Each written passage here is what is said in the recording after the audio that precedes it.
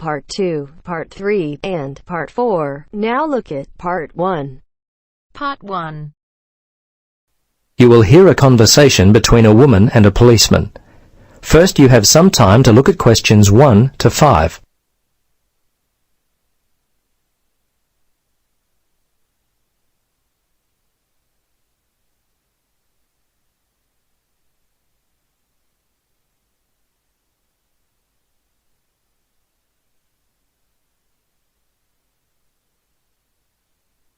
Now, listen carefully and answer questions 1 to 5.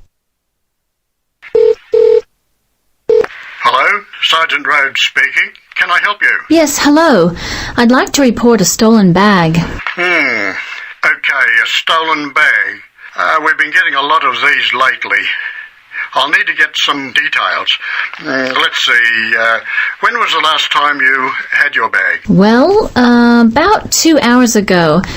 I just can't believe this has happened. I take it everywhere with me.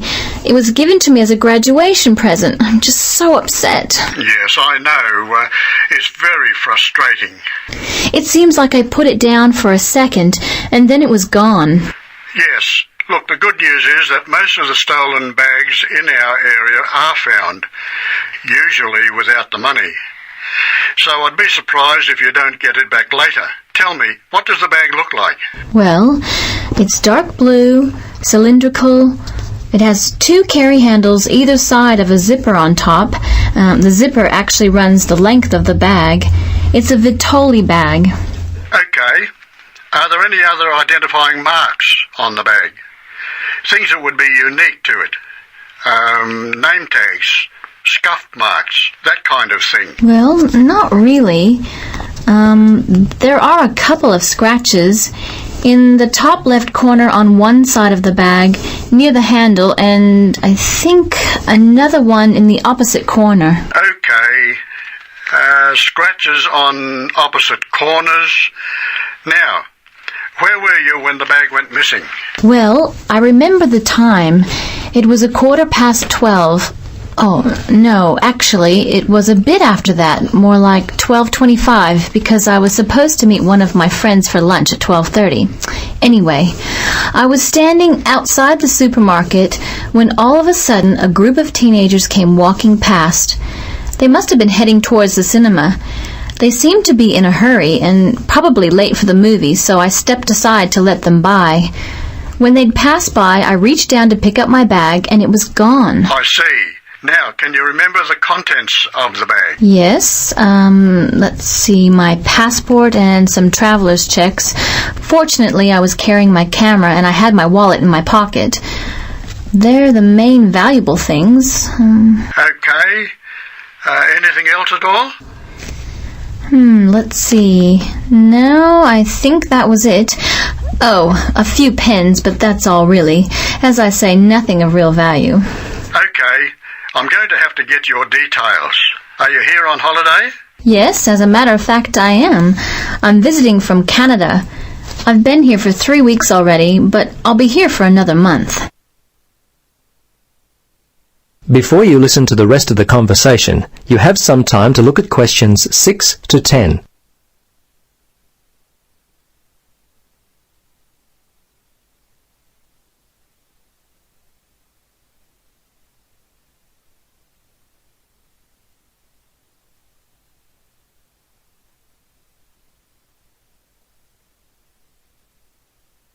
Now listen and answer questions 6 to 10.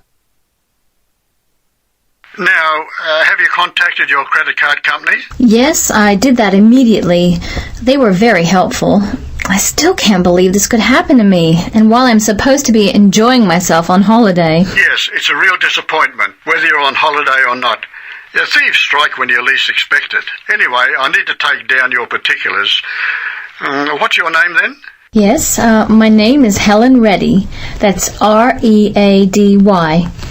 My address is, well, the place where I'm staying here is The Palms, Unit 14, 75 Paradise Avenue. Okay, I may need your home address in Canada, but I'll get that more towards the time you're going to leave. What about the telephone? What number will I be able to reach you on? Yes, it's 455-91332. Okay, 455-91332. And how much do you think the bag and contents are worth? Well, it's not really a big cost. Probably only $100. It's the inconvenience of it all. I understand. Look, we have a lot of lost or stolen property recovered daily. Come by the station tomorrow and have a look. As I said, there's a high chance that we'll get the bag back. Your passport at the very least. Okay, thanks for your help. See you tomorrow then. Bye. Yes, bye. That is the end of part 1. You now have half a minute to check your answers.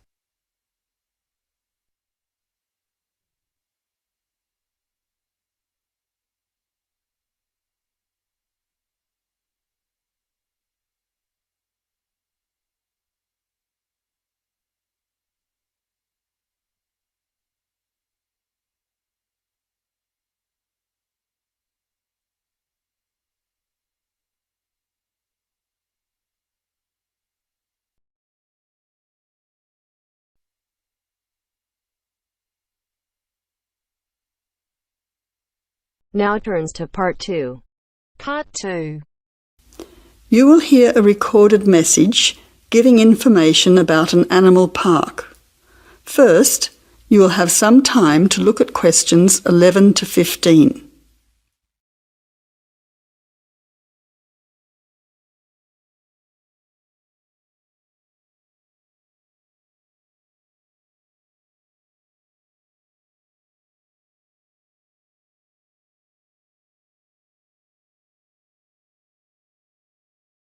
Now listen carefully to the first part of the message and answer questions 11 to 15. Welcome to the Australian Wildlife Park Information Line. The Australian Wildlife Park is very proudly owned and operated by an Australian family, John and Amanda Brooks, who operate the Australian Wildlife Park with their children, David and Sandra.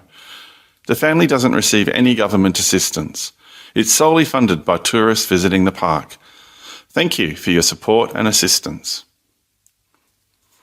When the Brooks family purchased the Australian Wildlife Park in 1987, the park housed a small collection of animals and birds on a modest 5-acre or 2-hectare property. A few years later, the park doubled in size when the family purchased the adjoining property. Also, the collection of animals started to boom. In May 2003, the family designed and built a new park in the public open space. Once again, more than doubling in size. The park now features about 200 species with more than 2,000 head of animals, birds and reptiles. Regarding the entry fee, adults pay $23, children aged 3 to 14 pay $10, aged pensioners are $17 and students are $16. One of the great things about the Australian Wildlife Park is that all of the attractions are included in the entry fee. No extra money is needed around the park, so make the most of your experience. All shows, talks, photo opportunities and animal food are included in your entry fee. In addition, the Australian Wildlife Park is open every day of the year from 9 a.m. to 5:30 p.m, except Christmas Day, 25th of December. Before the final part of the message, you now have 20 seconds to look at questions 16 to 20.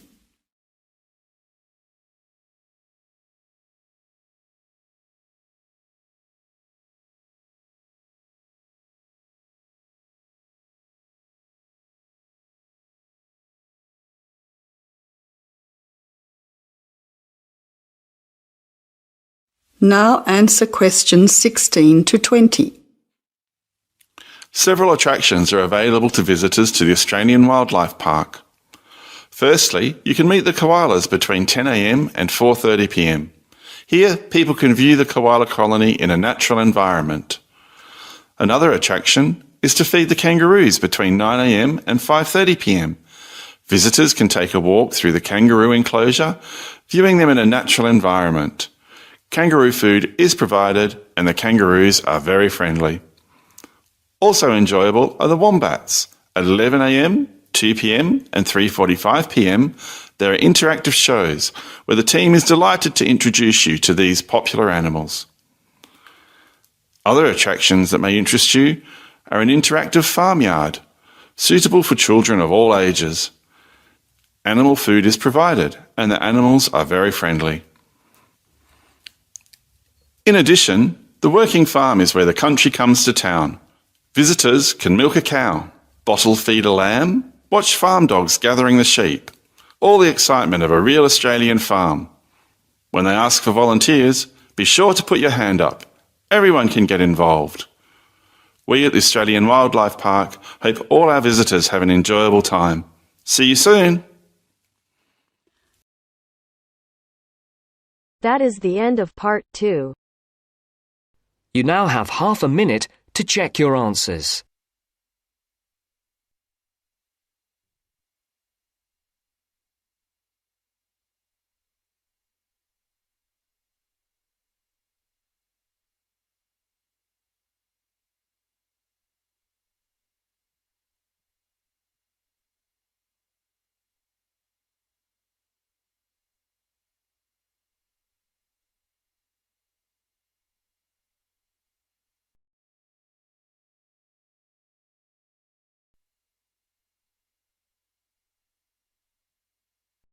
Now turns to part 3. Part 3. You will hear 2 students, called Richard and Shirley, discussing the information they have collected so far for a group project. First, you have some time to look at questions 21 to 26.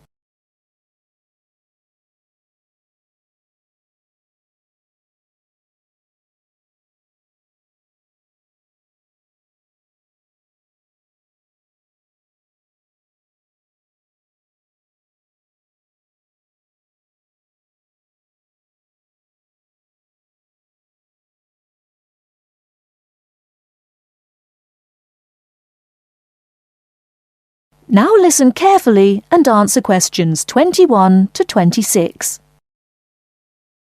Hi Shirley, glad you could meet me at the weekend to talk about the research we have to do on energy. Yes, Richard. I think it's important that we stay focused on the specific area of our research, energy consumption.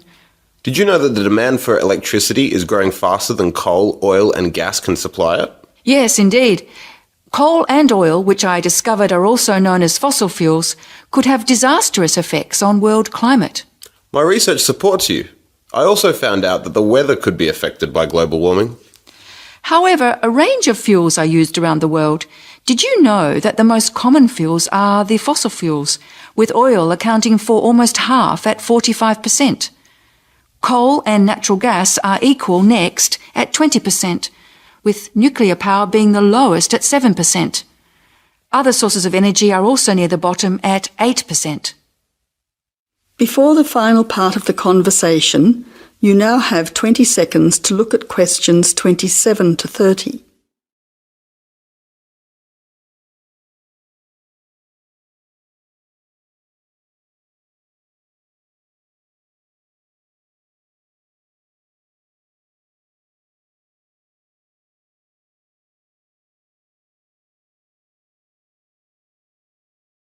Now answer questions 27 to 30. That information will be useful when we look at the different energy sources in detail. We also need to look at the pros and cons of each type of energy. We've already said that fossil fuels increase the world's temperature, but we also need to mention the most serious issue, that these 3 types of fuel are finite, meaning they will not last forever. Another major disadvantage is that by burning coal and oil in particular, chemicals are released into the atmosphere, which combine with water to fall back to Earth and damage both plant and animal life. That really sounds useful. If you focus on coal, oil and gas, I'll look into nuclear power. It is common knowledge that nuclear power stations create radioactive waste, but I'm particularly interested in how this unwanted waste product is dealt with safely. I'll also need to look at the effects on people living near these power stations. Yes, I think all those areas need exploring. Do you think I should also look into renewable energy sources, such as wind and sun, energy that never runs out? Don't you think it's an important area to consider? Yes, but I don't think I'll have enough time to look at it in enough detail. I also agree that we have enough to focus on until our next group meeting.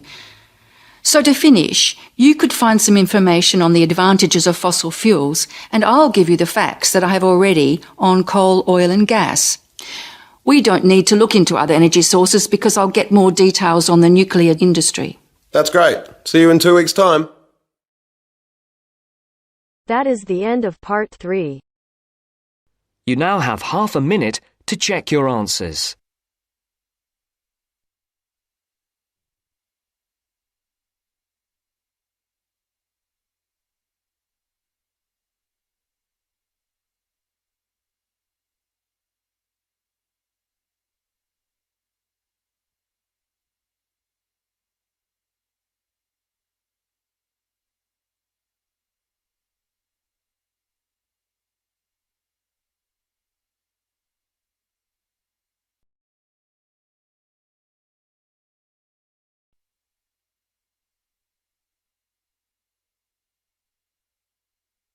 Now turns to part 4.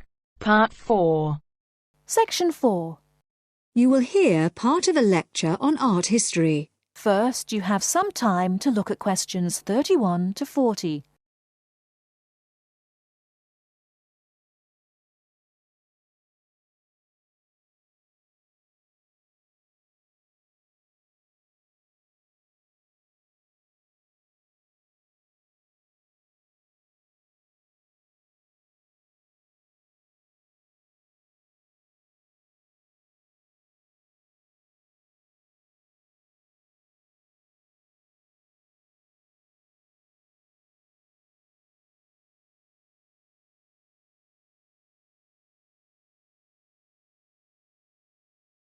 Now listen carefully and answer questions 31 to 40. In the last lectures, we looked at the art of the ancient Egyptians, and then considered the art of other ancient Mediterranean civilizations, in particular Greece and Rome. We're now going to return to Egypt to consider a set of very unusual pictures known as the Fayum portraits. The Fayum is a lush green area about 100 kilometers west of Cairo. Following the conquest of Egypt by the Greek warrior Alexander the Great in 332 BC, large numbers of businessmen and officials who had come over from Greece settled in this fertile region with their families. They gradually adopted some features of Egyptian culture, including the practice of mummification, embalming the bodies of their dead and wrapping them in linen bandages in order to preserve them as mummies. The name actually comes from an Arabic word meaning an embalmed body. These newcomers made one distinctive innovation, though. After binding the mummy, they laid over the face a picture representing the person inside.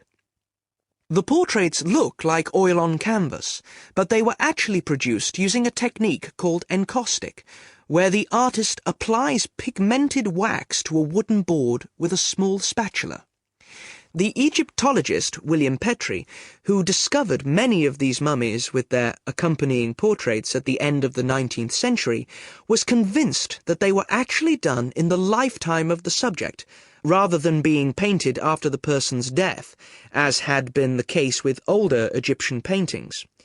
He felt they were very different from the traditional stylized images that had been used on Egyptian mummy casings in previous centuries, and was convinced that they were actually portraits giving a realistic depiction of the person.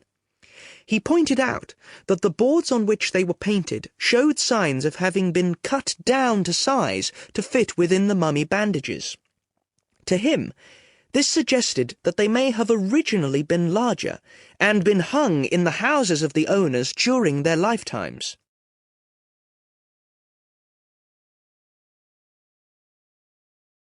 But more than a century after they came to light, nobody knew how far they were really depictions of real people, as against idealized portraits.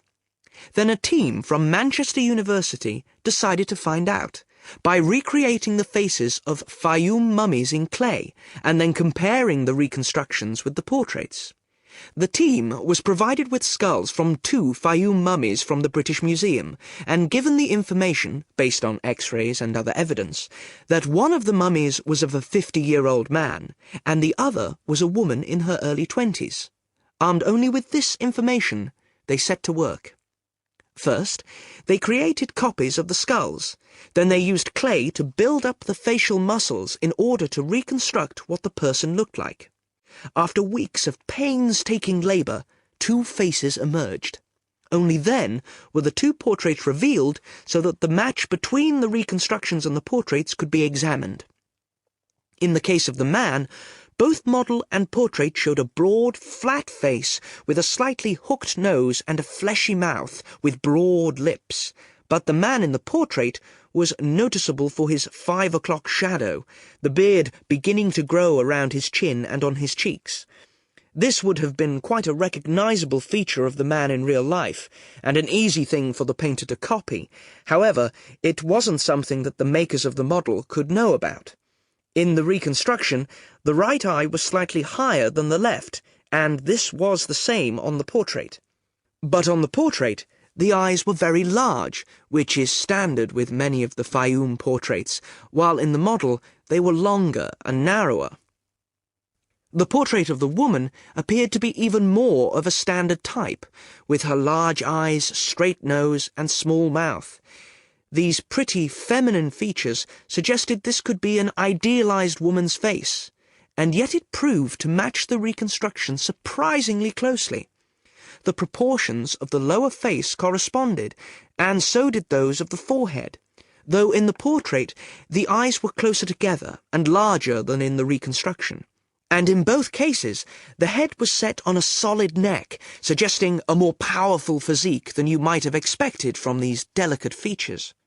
So, overall, the similarities between the portraits and the models are too close to be accidental. The artists may have started from a standard picture, but attempts were made to modify this to reflect the characteristics of the subject, what gave the face its personal qualities. Obviously, this isn't much of a sample upon which to judge an entire genre of portraiture, but the researchers are convinced that, on the whole, the artists aimed to represent their subjects as they appeared in real life, whether this was flattering to them or not.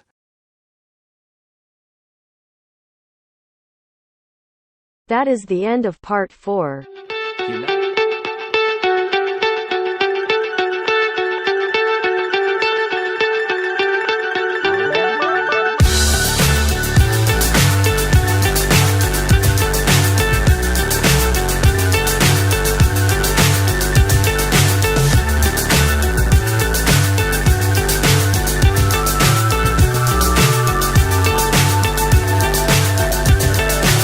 So high I'm hypnotized.